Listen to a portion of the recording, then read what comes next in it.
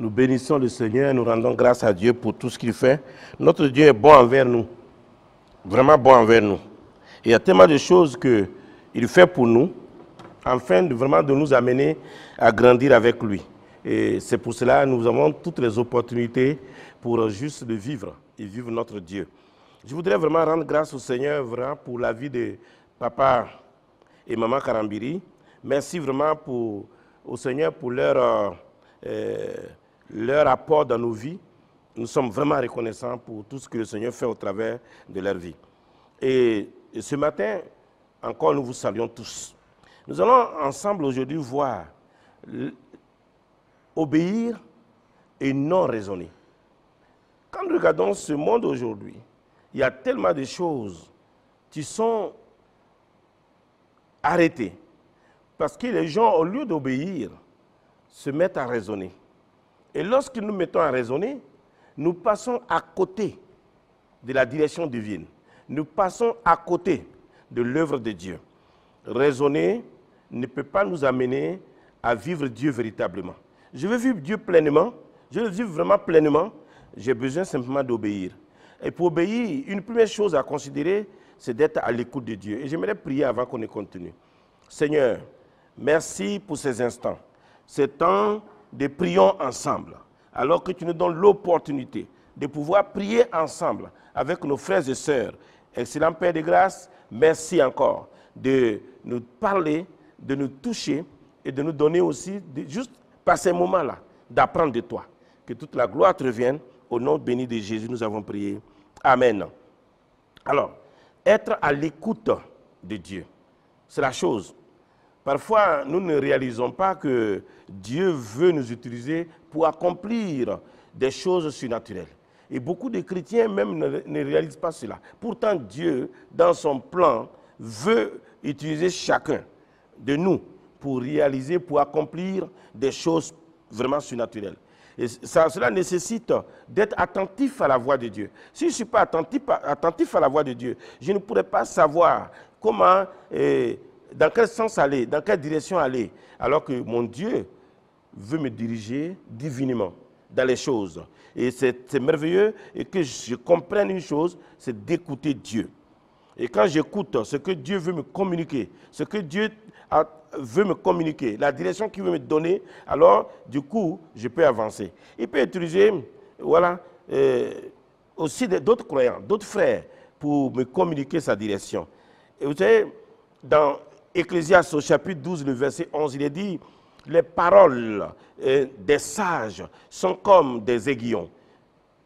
Et rassemblées en un recueil, elles sont comme des clous plantés, donnés par un seul maître. Mes amis, des clous plantés. Vous savez, lorsque nous sommes en train d'écouter la parole de Dieu, de recevoir de Dieu, lorsque nous sommes placés sous l'enseignement d'un pasteur enseignant, vous savez ce qui se passe? C'est des clous qui sont enfoncés pour la précision, pour des convictions pures. Et Dieu veut ça. Vous voyez, c'est merveilleux. Le pasteur, par la parole, plante des clous qui peuvent être douloureux, bien sûr, à recevoir, mais qui, une fois enfoncés, deviennent vraiment une partie de nous. Vous savez, quand on a un dépôt dans le cœur, la parole de Dieu dans notre cœur, un dépôt véritable dans notre cœur, vous savez quoi? On vit tranquillement parce que nous avons un dépôt.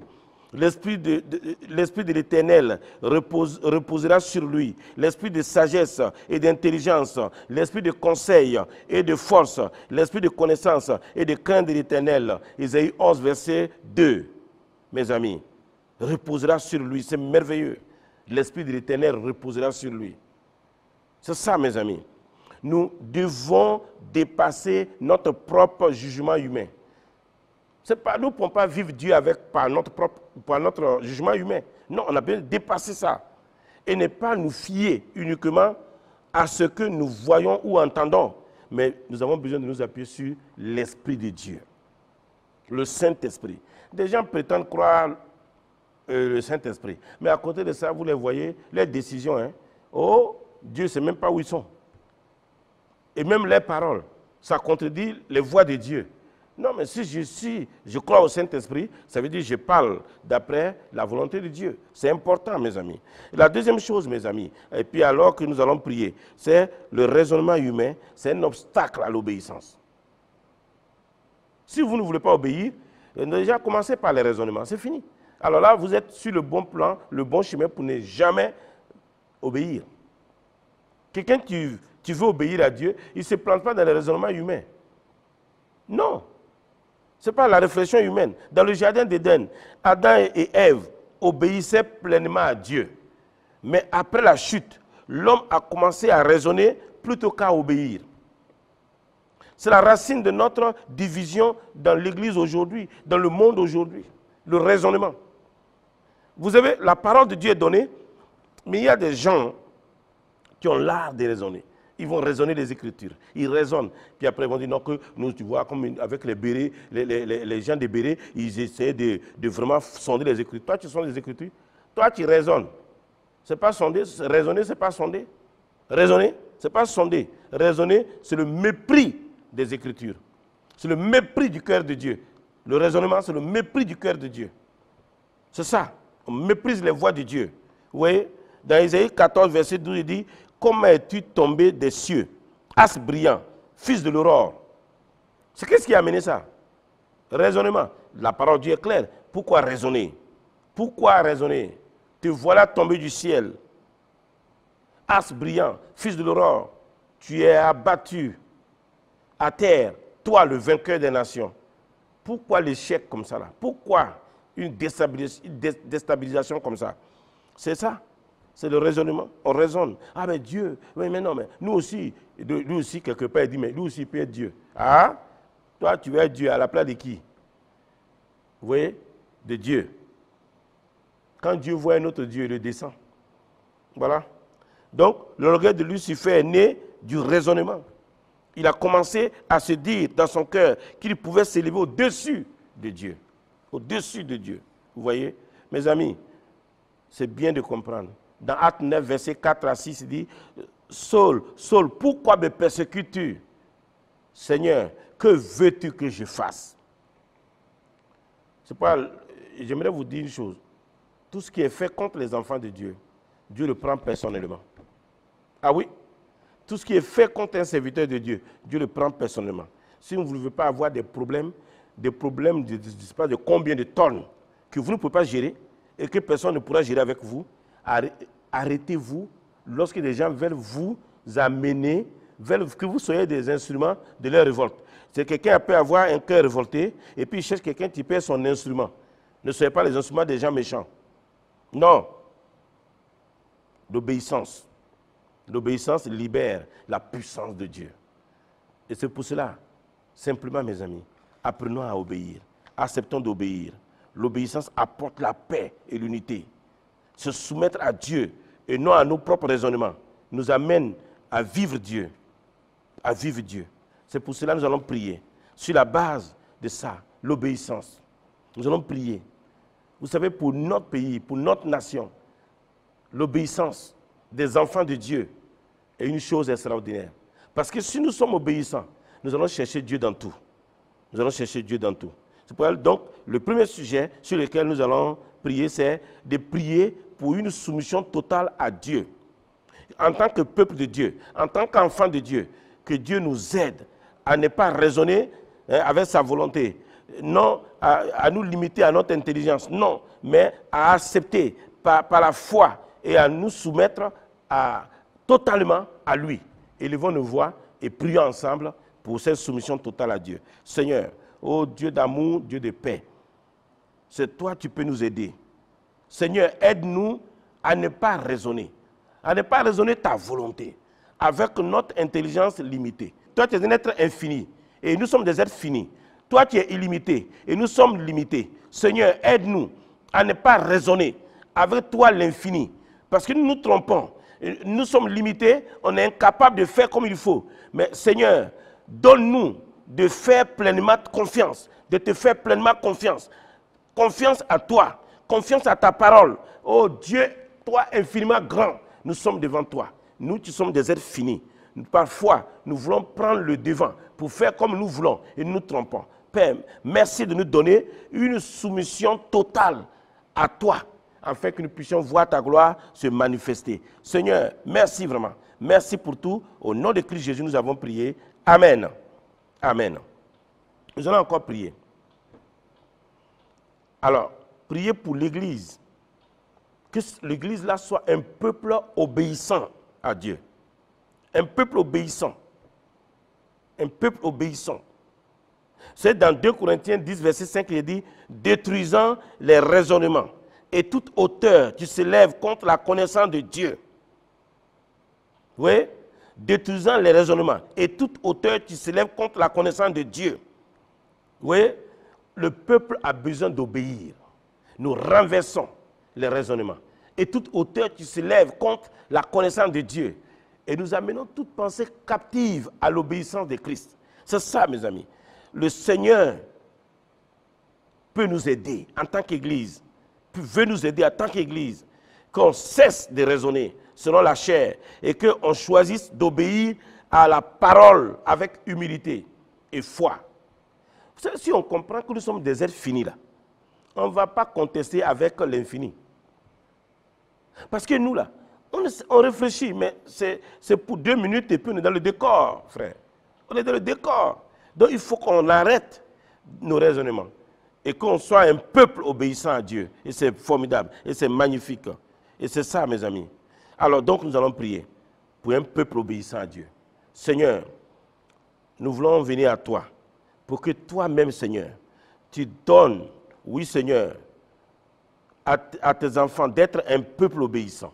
Obéissant, oui, à toutes tes voies. Obéissant à ta volonté parfaite.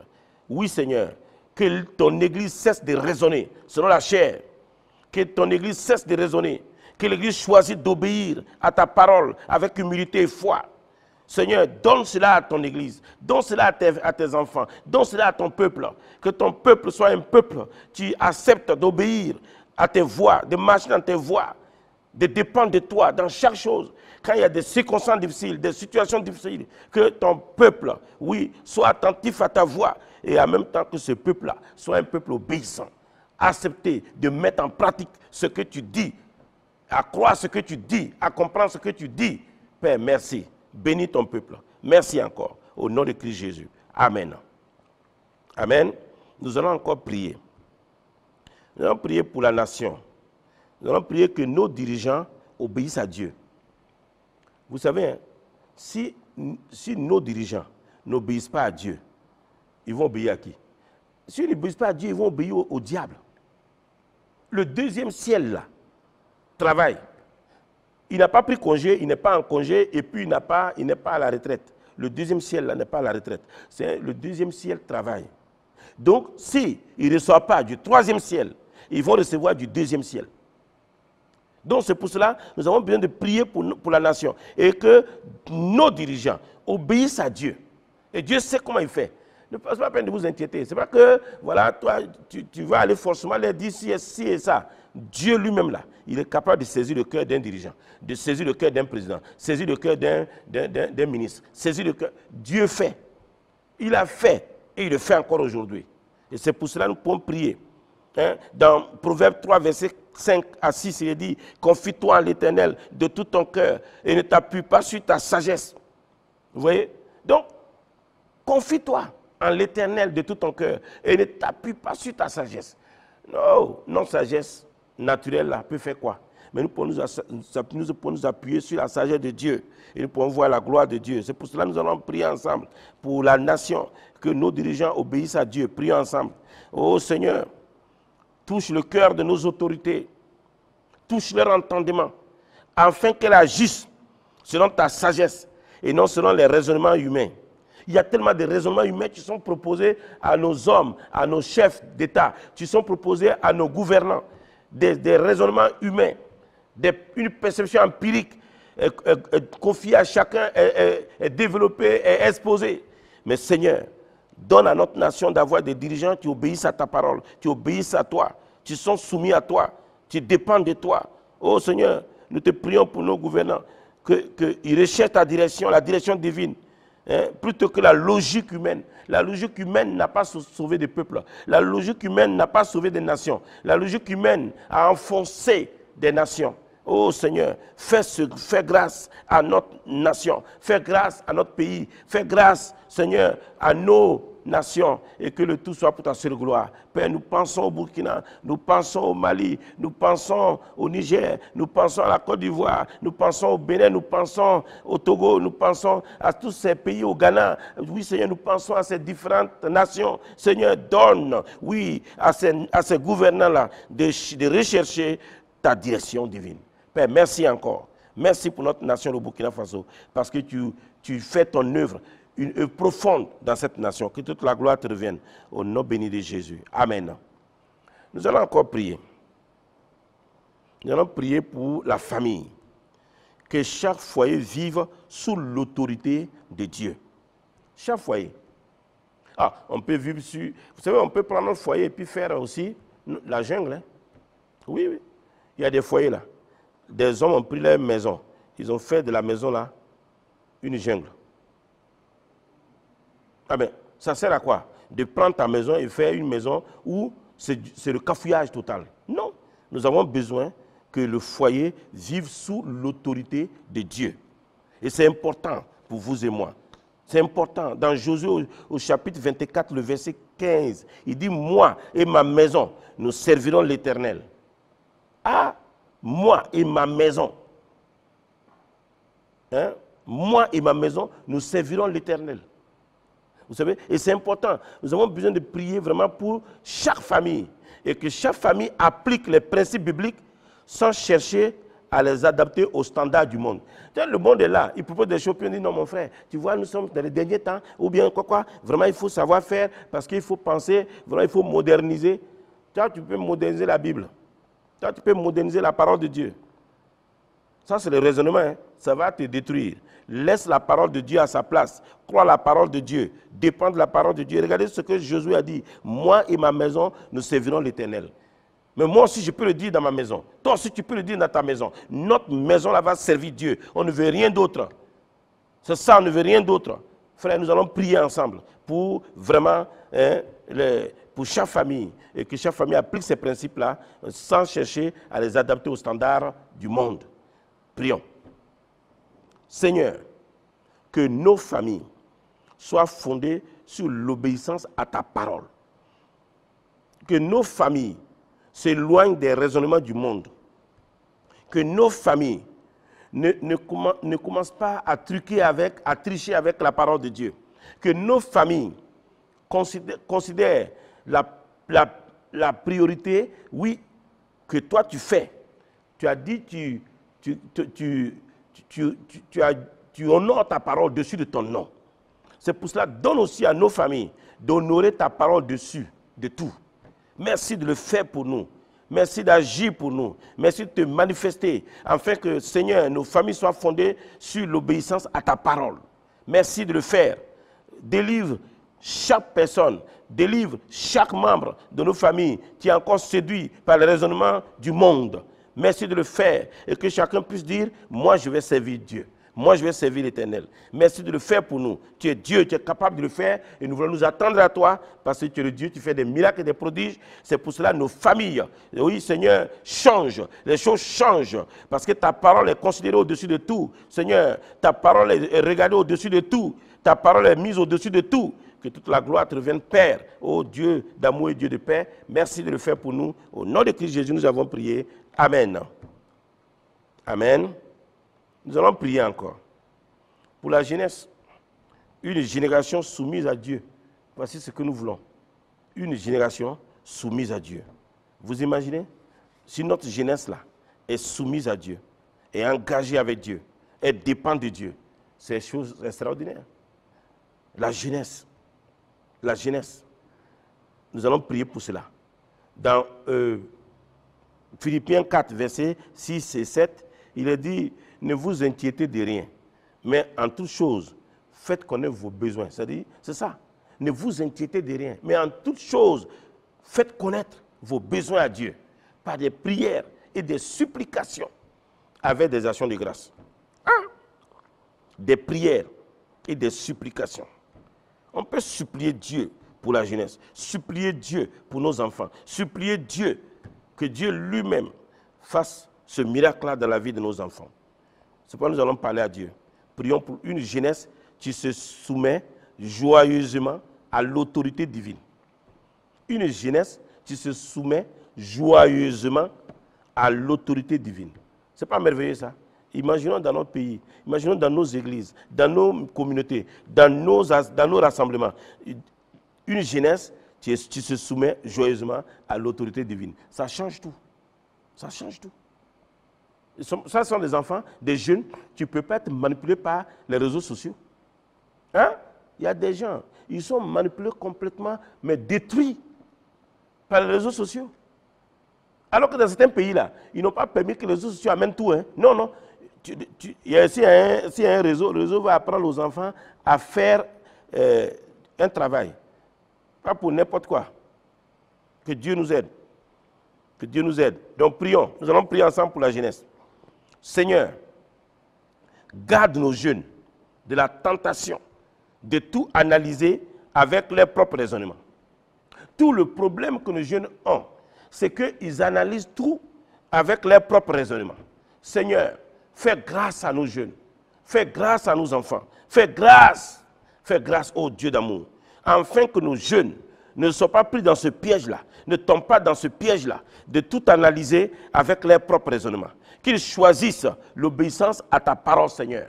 Qu'ils choisissent la soumission à ta parole, Seigneur. Qu'ils choisissent juste de regarder ce que tu dis comme étant au-dessus de tout. Père, fais ce miracle pour nous. Nous attendons à toi. Merci, Seigneur, pour notre jeunesse. Que cette jeunesse-là se soumette, oui, joyeusement à l'autorité divine. Fais le miracle pour nous. Nous attendons à toi. Père, merci. Au nom de Christ Jésus, nous avons prié. Amen. Amen. Nous allons prier pour un autre sujet. Nous allons prier pour les serviteurs de Dieu. Que chaque homme de Dieu considère sa marche devant Dieu dans une obéissance et dans l'onction. Oui, obéissance et onction. Ce n'est pas onction. Il y a plein de gens. Tu vas faire comment? Les gens, quelqu'un se lève et dit que non, lui, il est serviteur de Dieu. Toi, depuis quand tu as reçu le ministère de décider qui est serviteur, qui n'est pas serviteur, tu n'as pas ça. Donc les gens sont serviteurs, non. Mais qu'on apprenne à marcher dans l'obéissance et dans l'onction. Que Dieu nous aide dans cela. C'est ça qui va faire que nous aussi, on va faire la différence. Hein? Serviteurs de Dieu, marchant dans l'obéissance et dans l'onction. Nous allons prier ensemble. Prions ensemble. Oh Seigneur, merci. Merci de faire grâce. Merci de nous faire grâce. Merci de nous faire grâce. Merci de nous faire grâce. Oh Seigneur, merci Seigneur, que tes ministres ne tombent pas dans le piège du raisonnement humain, mais qu'ils suivent la direction du Saint-Esprit. C'est ça, Seigneur. Une chose, ce n'est pas de prétendre suivre le Saint-Esprit, mais à côté de ça, on fait pour nous-mêmes. Seigneur, aide-nous, que nous puissions vraiment dépendre sérieusement de l'action du Saint-Esprit, de la direction du Saint-Esprit. Oui, Seigneur, que nous puissions entendre ta voix, marcher d'après ce que tu dis, Seigneur. Comme on en voit avec David, dans 1 Samuel 30, verset 8, David interrogea l'Éternel, disant, poursuivrai-je ces troupes?